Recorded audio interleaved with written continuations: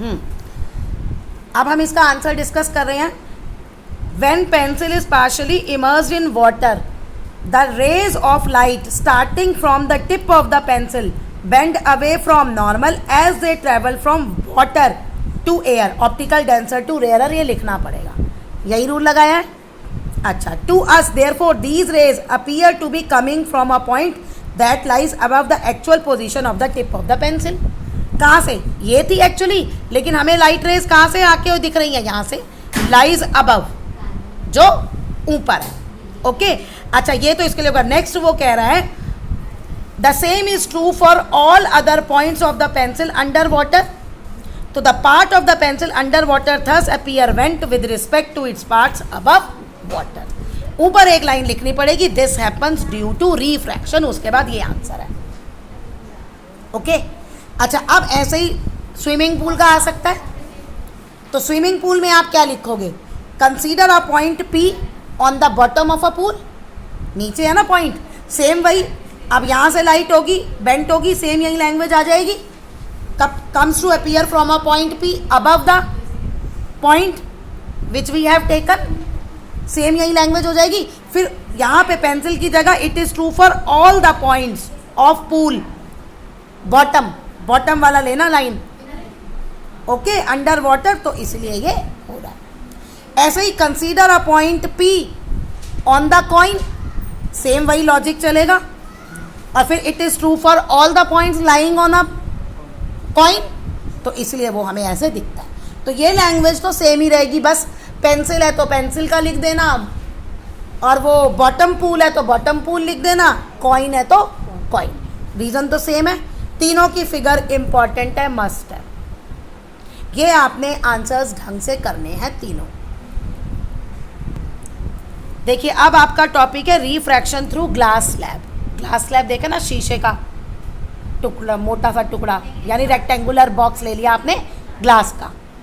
ये आपको स्कूल में एक्सपेरिमेंट भी करवाना चाहिए मेरे हिसाब से. अब इमेजिन करिए ये ग्लास स्लैब है. मैं तो 2 डायमेंशनल बना सकती हूँ ना. इसका ऊपर का हिस्सा मैंने नहीं बनाया, राइट. अब ये यहाँ पे हमारा आ गया नॉर्मल. देखिए, अब लाइट इंसिडेंट हो रही है. पूरे डायग्राम को क्लियर करने के लिए मैं इसका ओरिजिनल पाथ बना लेती हूँ. क्यों बना रही हूँ ये भी बताऊंगी तुम्हें, राइट. हो गया ये. अब ये है इंसिडेंट रे, ये है आपका डेंसर रेयरर मीडियम, और ये है ग्लास आपका डेंसर मीडियम. बाहर आपके रेयरर है, तो it will move towards the normal. ये आपकी है रिफ्रैक्टेड रे. ये आपका एंगल ऑफ इंसिडेंस, ये आपका एंगल ऑफ रिफ्रैक्शन, नॉर्मल और रिफ्रैक्टेड रे के बीच में. फिर ये नॉर्मल. अब डेंसर से फिर से रेयरर में जा रहा है, अवे फ्रॉम नॉर्मल. लेकिन जब आप ये अवे फ्रॉम नॉर्मल बनाएंगे, आप एक बात ध्यान रखना, जो ओरिजिनल वाली रे है और जो आपकी ये वाली रे है, ये पैरेलल आनी चाहिए. ये ध्यान रखना बनाते हुए. हो गया ये पॉइंट क्लियर. इसीलिए पहले मैंने इसको सीधा ड्रॉ कर लिया था. ये आप डॉटेड बनाएंगे. ओके. अब ये आपकी जो बाहर आई, ये होती है आपकी एमर्जेंट रे. क्या होती है? The final ray coming out of the glass slab is known as emergent ray. और ये आपका angle of emergence, angle of incidence, angle of refraction, angle of emergence. ठीक है. अब ये आपकी जो ओरिजिनल पाथ होना चाहिए था और जो एमर्जेंट रे एक्चुअल पाथ है, इन दोनों में जो डिफरेंस है, जो डिस्टेंस है, उसको हम कहते हैं लेटरल शिफ्ट या लेटरल डिस्प्लेसमेंट. ये डी, इसे डी से डिनोट करते हैं, राइट. हो गया आपको क्लियर. नेक्स्ट आपका है, देखिए, rules of laws of refraction. आपको जब लिखने आएंगे तो ये रहे. ये पहला रूल सेम है जो आपका रिफ्रैक्शन का था, ठीक है ना. रिफ्रैक्टिव रे, incident ray and normal, to the interface of the two transp is at the point of incidence or lie in the same plane. Next आपके इसको सेकंड वाले लॉ को हम स्नेल्स लॉ भी कहते हैं.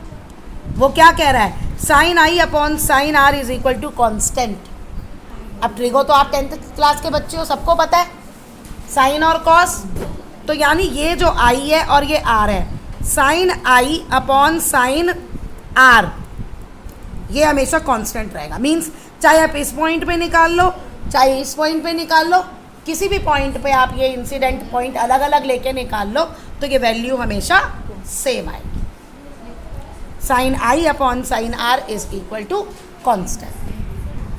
अब ये जो कांस्टेंट वैल्यू आई है ना, इसको रिफ्रैक्टिव इंडेक्स भी कहते हैं. अभी और रिफ्रैक्टिव इंडेक्स की एक और डिफाइन है और न्यूमेरिकल्स है, वो अभी हम आगे डिस्कस करेंगे. बस इतना ध्यान रखना कि ये sine I upon sine R refractive index होता है. जो ये आती है ये समझ लो फॉर्मूला आ गया एक किस्म से, है क्या, डिफाइन क्या है वो आगे बताएं.